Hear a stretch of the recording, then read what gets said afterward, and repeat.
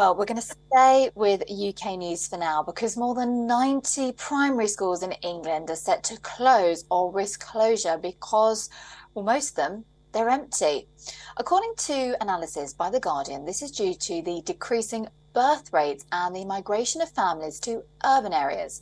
The analysis revealed around 88 primary schools in England were almost empty last year. Now, this is according to the UK Department of Education. The number of pupils at state-funded schools is set to decline over the next decade, and the number is around 945,000 over the next decade.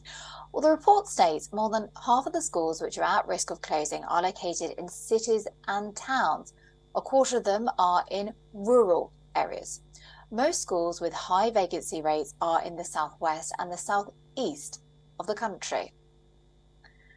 Well, for more on this topic, we've got our London correspondent, Alex Isaac, here to give us all of the details of this. And this is really quite shocking because we're used to schools closing because actually teachers have been going on strike in recent months. So that's been at the forefront of issues regarding primary schools and teaching. But now we're discovering that classrooms are actually empty. Well, that is what the ONS report has been saying, which is what The Guardian took those figures from. Now, this has been in decline as well since 2010. So there isn't much of a surprise with regards to the amount of young people within the schools because the birth rate has been on a slow decline. Now, previously, across many cities, we've had a lot of immigration that has come in and has provided extra pupils for those schools. But most schools, especially in the cities, are paid per pupil, and if those pupils aren't coming in, then they can't keep the doors open. This has been a problem now for quite a while, and of course we've seen those strikes, those teacher strikes, when they're asking for more money to in line with inflation, and they say they haven't had a pay rise in the last decade. But again, the government has said that they will be willing to give some money, but that would also have to come from the school budgets. So when schools are faced with their own budget decimating before their rise, pupils aren't coming in, they haven't given more to teachers, they cannot afford to educate those that are there, they're having to close their doors. And sadly, once those doors are closed, they aren't likely to open up again. And let's not forget, during the pandemic, that many people left cities and went to the countryside. So they took families with them. And also right now in many cities, not just in London, the price of rent is astronomical and families just can't afford it. Those who are living on minimum wage are having to take longer journeys to get to their places of work. And it's not just those on minimum wage.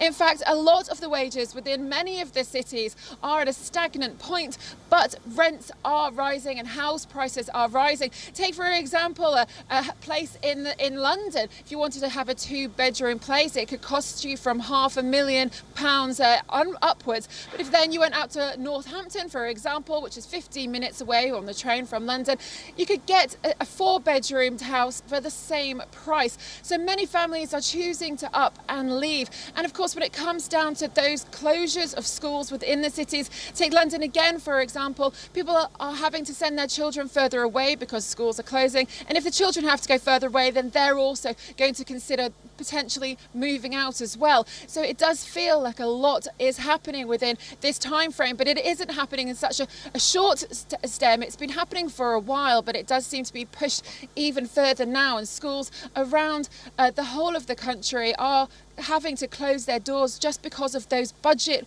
restraints. But then we have the opposite problem in the southeast and southwest, where schools are over with too many pupils, and there's another problem there as well. And it does feel like the Education Secretary, Gillian Keegan, does need to step in at some point and actually make some changes. Alex, thank you so very much indeed for breaking that all down for us. As you quite rightly say, the price of rent in cities and towns means people are moving away, and we've got these English primary schools set to close or closing. Alex Isaac, our London correspondent, thank you.